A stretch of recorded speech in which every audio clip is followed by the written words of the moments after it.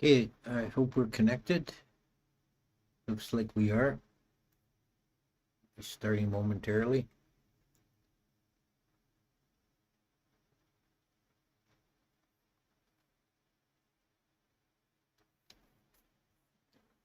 You. Oh.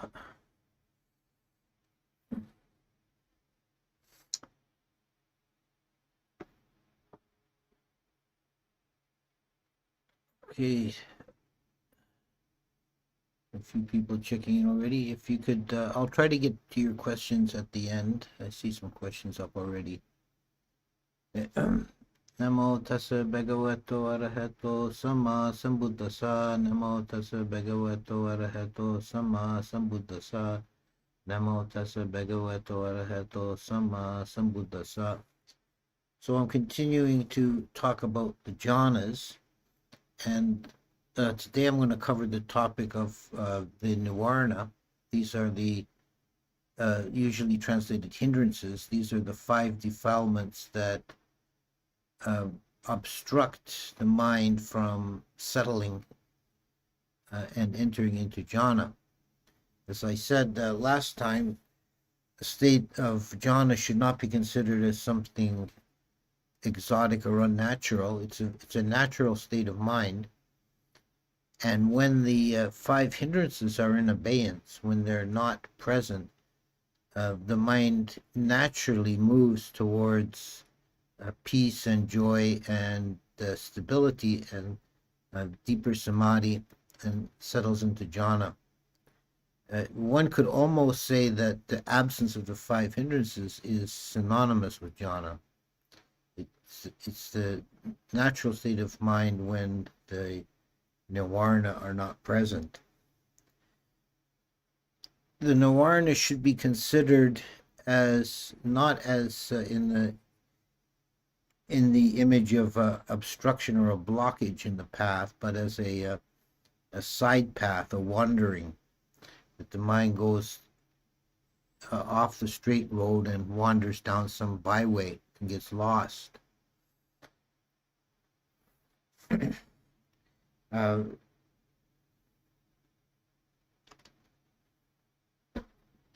They are factors of the mind that are peculiar to samsara, and particularly to the lowest level of consciousness in samsara, the sense desire realm. Jhana is in the rupa realm. It's a higher state of consciousness.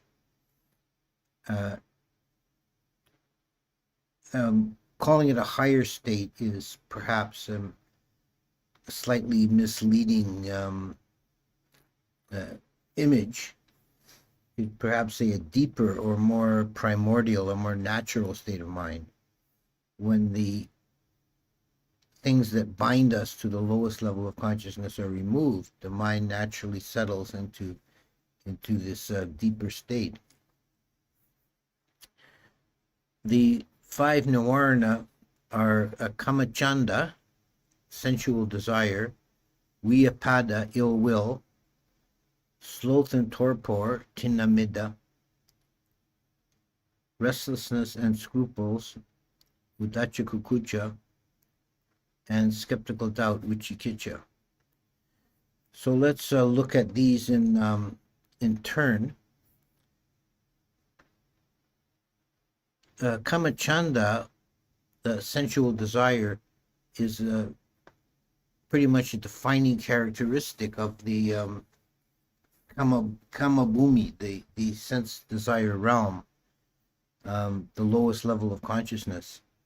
The mind is going out through the sense gates, looking for satisfaction or diversion, amusement, activity in the objects of the senses.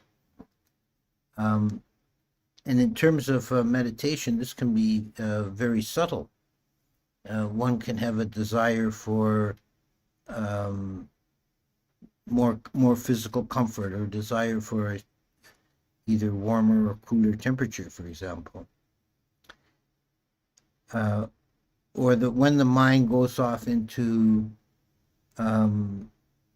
daydreaming, it's usually of some objects of the senses that the mind is imagining. And with this defilement in particular, you should be on your guard if you're trying to develop deep samadhi, trying to get into or experience jhana.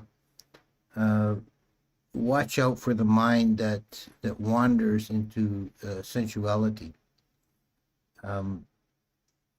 This part of in the Satipatthana Sutta, one of categories of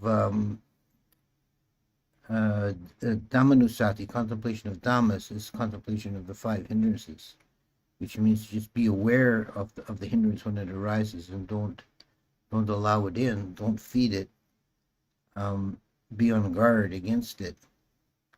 If sensual desire becomes a real problem, then a good antidote is to do a meditation on the 32 parts of the body. Vyapada, ill will, is the opposite of sense desire, in that it's based not on attachment to the pleasant or desire for the pleasant, but to aversion or repulsion from the unpleasant. And again, this can be very subtle. Feelings of irritation. The room you're trying to meditate in is too hot, or it's too noisy, or there's a fly buzzing, and the mind can go to a state of ill will, of irritation. It's basically not wanting whatever is presented to consciousness, trying to push away from it. And if either of these two are present in the mind, they will divert the mind away from the straight path, and one cannot develop a deeper samadhi. Tinida is sloth and torpor, is a dullness. The dullness of the mind, dullness which can take the form of laziness or boredom or sleepiness. And this is a very difficult hindrance to overcome once it's established itself. It just keeps, the tendency is for it to keep spiraling down into duller, more unaware states of mind until the meditator actually falls asleep, which you want to avoid. Dealing with Tinamida, the best advice is to pay attention to the posture and make sure you're sitting in such a way that your back is straight. It's not really critical how you arrange your legs.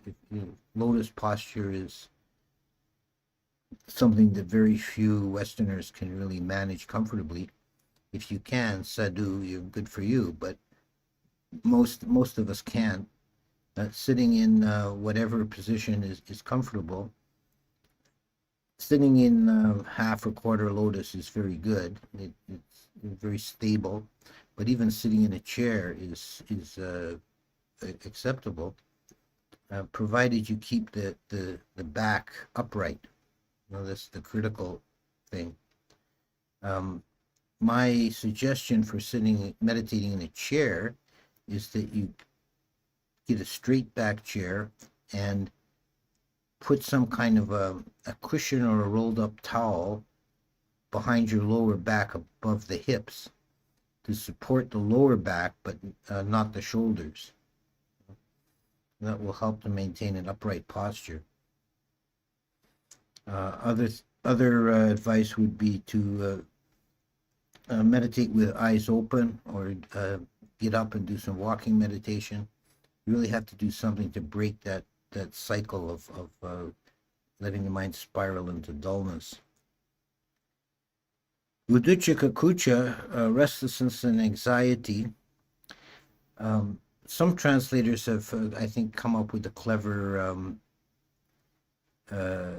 translation for this to replicate the kind of rhyming of the Pali. I've seen it translated as worry and flurry. It's actually a pair of related states.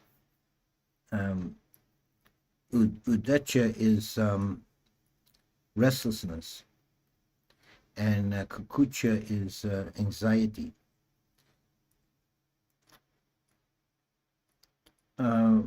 Restlessness is it also occurs in the list of the 10 Samyojana as one of the states that's only overcome by an arahant. So it's a very deep-rooted defilement. Restlessness is when you having difficulty either keeping the mind or the body still, or both. And the best advice when struck by udacha, restlessness, is to emphasize stillness, to sit still and try and keep the mind still.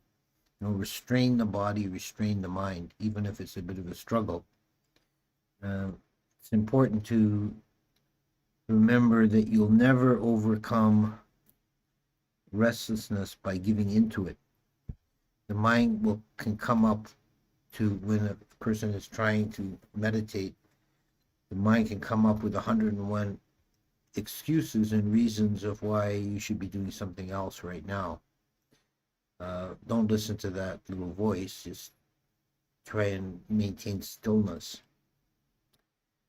A related state, kakucha, is a form of restlessness of the mind. It often takes the form of what we would call anxiety. That is playing out scenarios in the mind and being caught in storylines. What would happen if such and such occurs. It's an absolutely fruitless activity of the mind. It's absolutely no benefit to it whatsoever. And it just as you can't get rid of restlessness by giving into it, you can't get rid of anxiety by thinking your way out of it. You just have to make a strong effort and cut it off. The last of the 5 defilements is of the Nivaranas is Vichikiccha, which has been translated as skeptical doubt, but an alternate translation you sometimes will see is uncertainty. I think in some ways that's a better translation, because doubt is a multivalent word really in English, and there are forms of what we call doubt that are spiritually wholesome. As the Zen people say, little doubt, little enlightenment, big doubt, big enlightenment. Now, what I mean by this is having an open mind, being open to new experiences, new ideas. This is very important for spiritual progress. If you have a closed mind and think you've got it all figured out, then you're blocking yourself from new discoveries.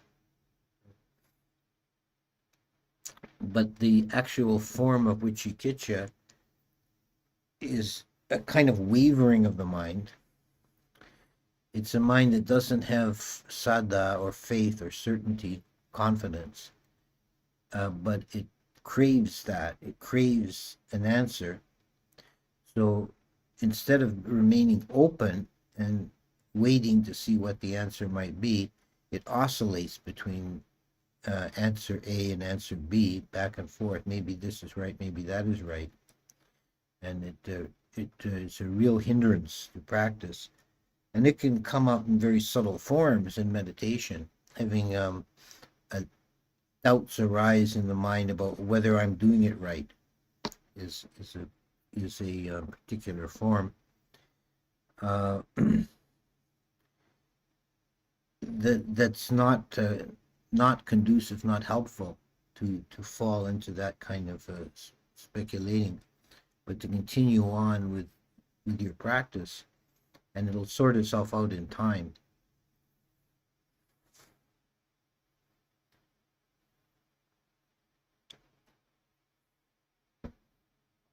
And the way to clear up doubts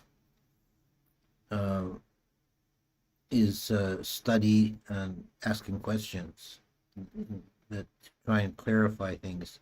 But that's in a kind of a general way. But in terms of the actual meditation practice, the best advice is just to surrender to the practice. Just do it. Don't get caught up in concerns about whether you're doing it correctly or incorrectly. Just carry on, and if your practice is not perfect, it'll still sort itself out in time. There are some similes that the Buddha uses for the five Nivarana that are evocative of the idea. Falling into sensual desire is compared to a man who is in debt. Once a person is in debt, they have a constant need to pay interest on the debt. They're constantly burdened with that debt. It's like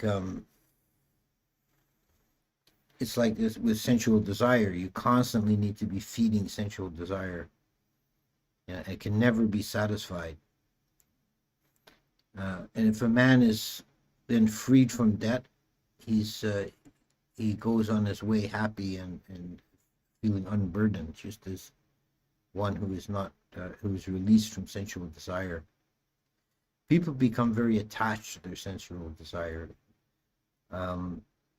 There's an analogy, another one that the Buddha gives for sensual desire, which is a very strong image, actually.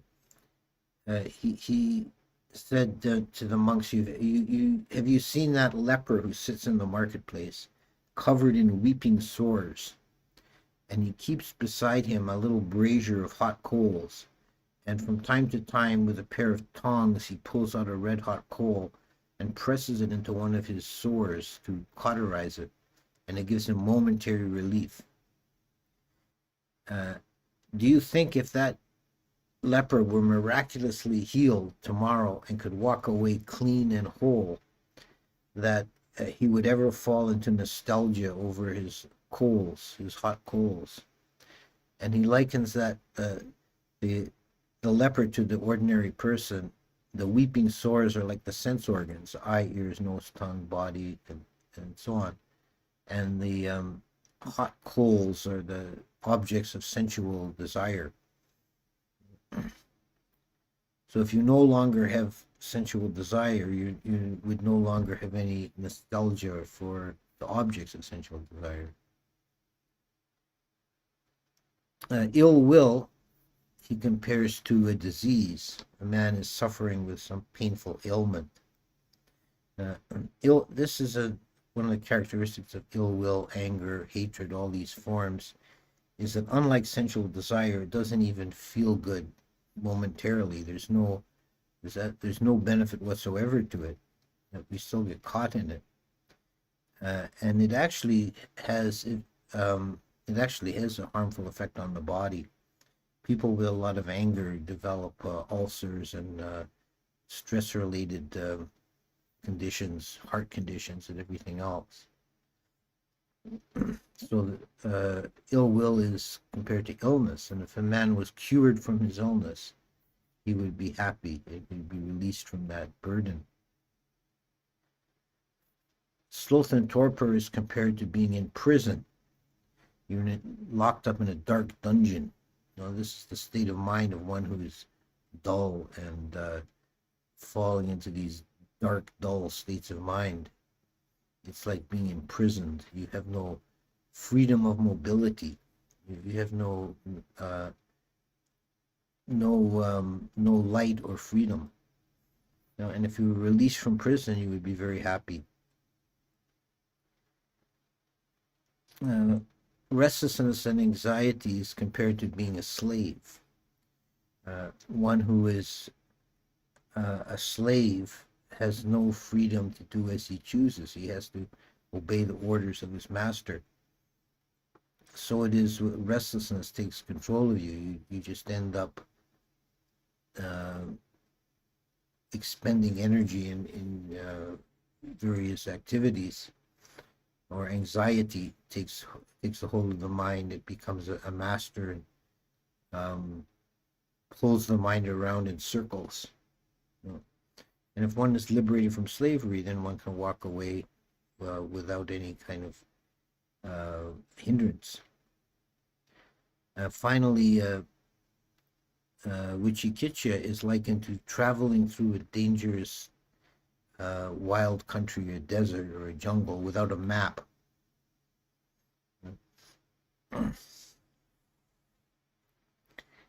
Sada, or faith, which is the opposite of Wicikitcha, the wholesome quality of sada, faith or confidence, is compared to a map, a guide to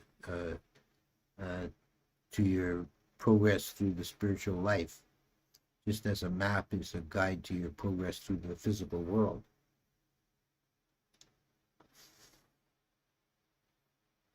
I've also heard a somewhat more modern analogy for sada as like the headlights in a car that illuminate the way ahead. Another set of similes is based on water. The mind free from hindrance is like clear crystalline water, where you can see through the water and see what's in the bowl. Sensual pleasure is all of the defilements are like contaminations of the water. Sensual pleasure is like throwing colored dye into the water. It can make the water pretty, but it's obstructed. You can't see through it. Anger is like boiling water. When the water is heated and boiling, you can't see through it. It's churning up a constant stream of bubbles. Sloth and torpor is like a bowl of water covered by pond scum, weighed down and dark. You can feel like that when you're in sloth and torpor. You feel weighed down. Uducha kakucha is like water that's whipped up by the wind. It's agitated, so it's not clear for that reason. And uncertainty or doubt is like dirty or murky water. It's got a contaminant in it you can't see. Okay, so I think that's all I want to do for this activity, this talk, and I'll look at the chat. I'll start at there was a few questions here. They were kind of interesting questions that people put up even before the talk started. One of them is, what, if any, role do expectations and goals have in regard to meditation, and can they block progress? Yes, that can be a problem if your mind is too goal-oriented. It's better to think of these teachings on jhana or the 28 stages of insight, etc., as signposts rather than as goals. Don't try and set an agenda with your practice. Someone says they have an opportunity for a solo retreat. Assuming I can get into jhana, what dictates its duration? Likewise, must we be in lotus position? No, you don't need to be in lotus position. And as for duration, it for a long time it determines itself. You just won't have a great deal of control over it. It's a particular higher level of mastery if you can determine in advance the duration of the jhana. Um, what other meditation position would you recommend? Um, the best position is sitting. It doesn't have to be in lotus posture, as I said, and even sitting in a chair, as long as you keep the back upright. How can we prevent others from assuming we are dead? I don't think you have to worry about that. The Visuddhimagga and other texts, they talk about someone in Naroda Sampati. It's very difficult to tell whether they're dead or alive, but that's a very advanced state that's really only available to Anagami or an Arahant. What is your take on the I can't read this small font. Here we go. What is your take on the harder Visuddhimagga jhanas versus some of the soft jhanas? Can you not really hear or feel anything in any real jhana? It's all a matter of degrees. You do become more and more secluded from the sense objects the deeper you get into jhana.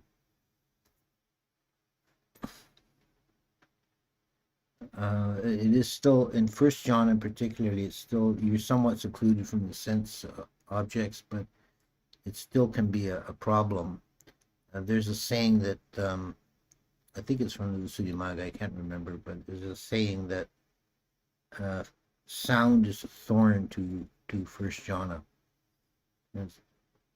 Because it brings you back, a loud or sharp sound, a disturbing sound can bring you back into the world of the senses, and you'll lose the jhana. As you get deeper, second, third jhana, that becomes less and less of a problem. When you enter jhana without a nimitta, how do you know you are in one? And when in jhana, are you supposed to turn your attention into what your mind wants, go back and forth between piti and the breath?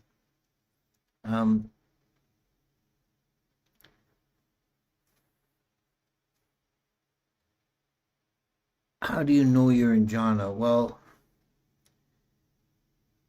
if you feel the mind's completely at ease and at peace, and there's no distraction from wandering thoughts or external sense objects, that's a sign.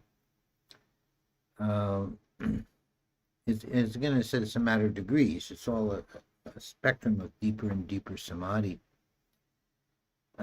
Should you go back and forth between piti on the breath? Yeah, there are different takes on this. My own feeling is that you should still maintain your focus on the breath, but feel the piti in running through it. Feel the piti is at this. Don't ignore the piti, but don't take it as the object either. What realm would you say AI exists in? It seems like an empty echo of some sort of thought, shaped by it, reflecting it but not caught in it. I don't think AI is conscious or sentient in any way. It's a mechanical operation of an algorithm. So it's purely within the rupa kanda, the realm of form, material objects. I don't know if it ever will attain consciousness. I don't know if that's possible. Sometimes after seeing a light nimitta, the eyes automatically open or blink.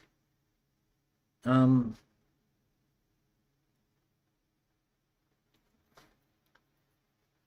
you have any advice to mitigate this, or why does it happen? If you just try and stay present with being aware of what of the nimitta without reacting to it. If your eyes are opening or blinking, you're probably having too strong of a mental reaction to the nimitta. You're not just peacefully being with it.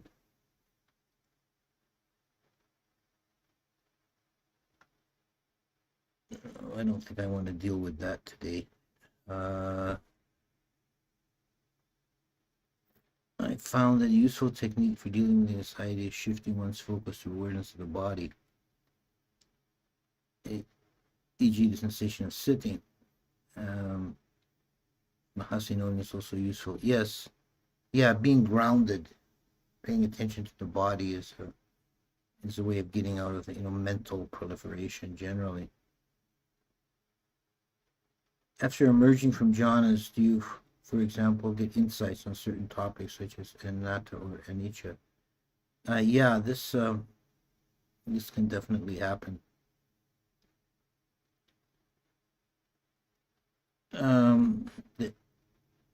One of the I think I want to probably talk about levels of consciousness next week. But one of the benefits of jhana is that having been immersed for a while in the higher state of consciousness, then when you emerge from that, you have a better understanding of the lower state of consciousness, and you can see through the characteristics. Would you consider ordaining novices at our river? I did that once. I don't really want to make a habit of it. It's actually quite burdensome. I'm glad you've returned. How was your retreat? Yes, it was very good. Thank you. Can you give your opinion on fixed point gazing meditation using yantras? Yeah, that's another vehicle, an entry point. Yeah, there's a lot of different ways of getting unity of mind, and the breath is not the only one. You can use mantras or yantras. We're not real big on that in our tradition, but I'm not against it. I think it can work. I heard Ajahn Anand had heart issues because of his fear of ghosts while practicing at charnel grounds. How is this possible? Yeah, that kind of a practice is dangerous, and it can lead to problems. Meditating on corpses, it's not. It's strong medicine. Is there a way to go from first jhana to second, or does that something happen naturally since you were supposed to let go fully and let the mind take control? Yeah, I think it's more a natural progression. The mind moves. The mind has a tendency to, when it's going in the right way, when you're settled and developing samadhi, the mind has a tendency to move always from the coarse to the subtle. Those are relative terms. So what seems subtle at one level can begin to seem coarse at the next level. For example, the quality of piti can seem subtle and delightful at first, but then it begins to seem heavy and kind of gross to the mind, and the mind naturally diminishes it and moves into sukha as the transition to third jhana.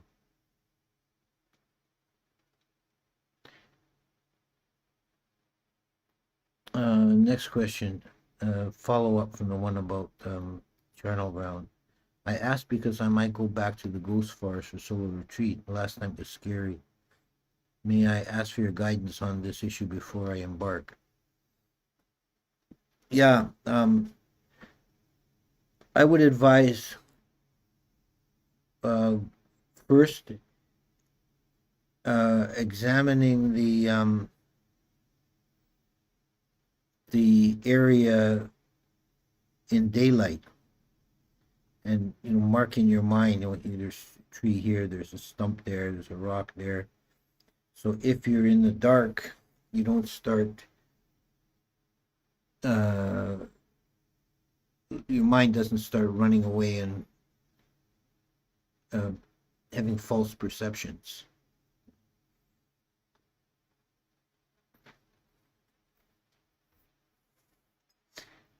Also, be careful. Don't take on more than you can handle.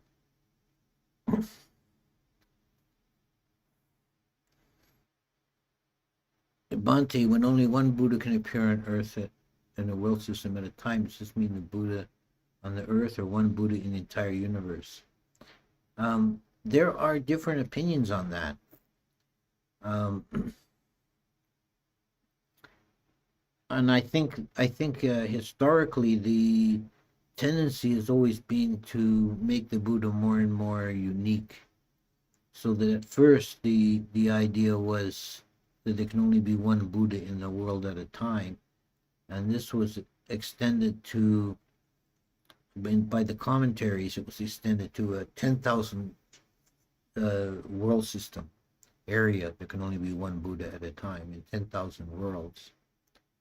And there was a later uh, idea that came in that there can only be one Buddha in the entire universe.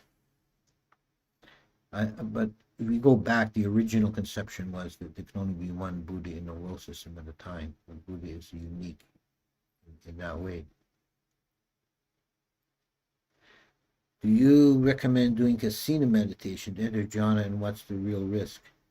I don't think there's any particular risk associated with kasina meditation if you use the recommended kasinas from the Visuddhimagga, that is the colored kasinas or the elementary kasinas. I think they're quite safe. It works very well for some people. You have to have a strong ability to visualize if it's going to work for you. You can try it and find out if it seems to be only a minority of people that really have the facility to properly do kasina meditation.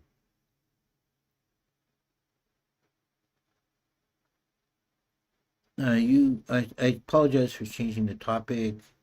You said you want to know more about Ahsoka being 25% Greek. It's from Wikipedia.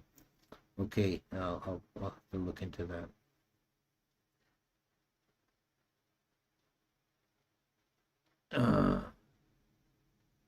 Does the strength of piti reduce over time the more and more you do it? Sometimes I feel less piti every time it comes up. Is that normal? It is normal. If the mind, I would say, if the mind is still maintaining good samadhi and the piti is declining, you should be replacing it with sukha. You should feel more peace and ease and joyfulness in the mind. But the piti transforms, it becomes subtilized.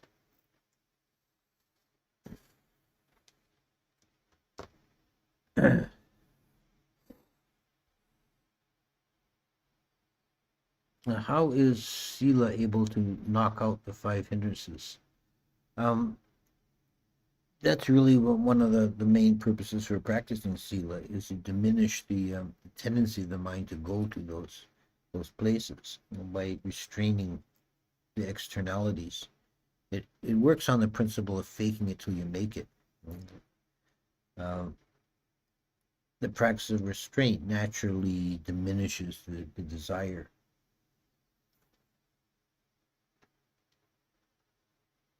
Okay, so I think we'll leave that there, and I'm going to continue next week, and I think I'm going to focus on more technical idea of jhana as